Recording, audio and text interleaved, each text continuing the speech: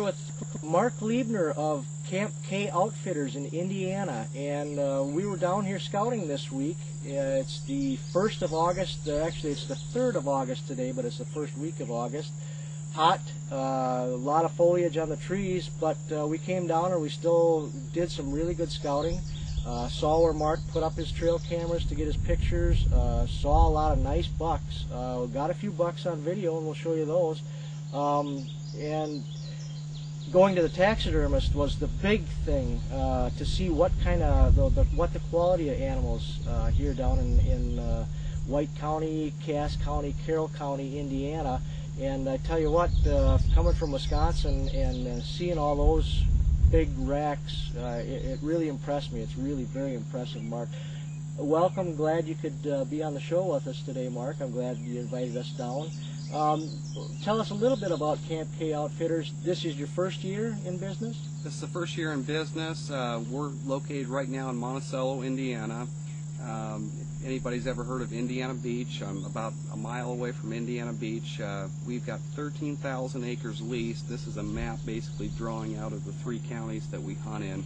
I've got over 40 properties for you to come down and hunt on, most of which will hold a 150 plus buck in those areas. So I'm real excited about this, Chris. Yeah, and when he says most of which will hold a 150 plus buck, you can be rest assured he knows what he's talking about. We've got, he's been emailing me trail cam pictures the last few weeks, and there are some really impressive bucks on there, really impressive. Now, a lot of these properties are going to be cornfield with woods backed up to it, correct? Field rows, fence edges, ditches.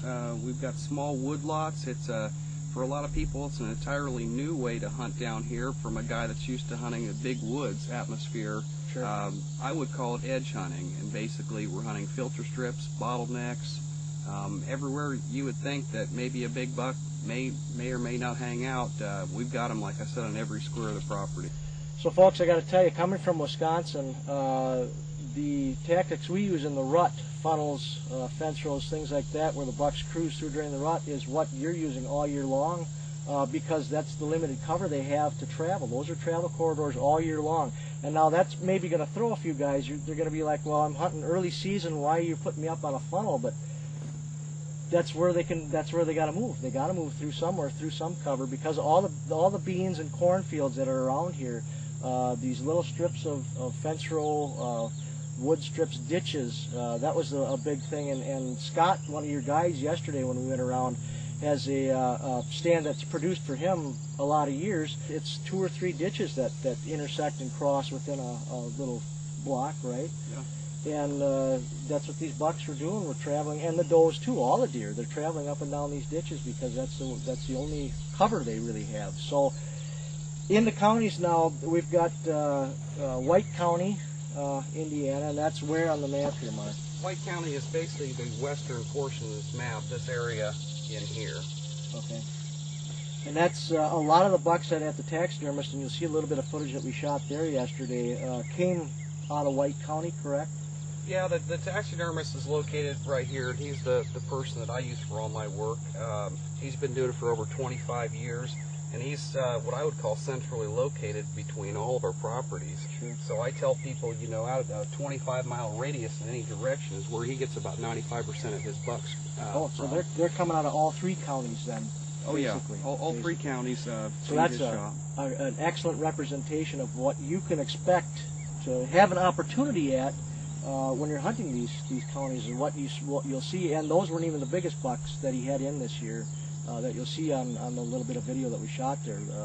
They're just the ones that he was still trying to finish up on. But now, Mark, you're offering both archery and gun hunts, and you're going to have guides helping you out, obviously, because you're going to have how many clients this year so far you've got booked?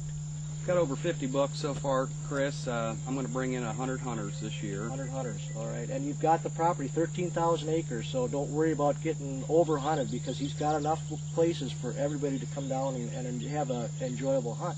So, Mark, when I book a hunt with you, what can I expect when I get here? What should I bring?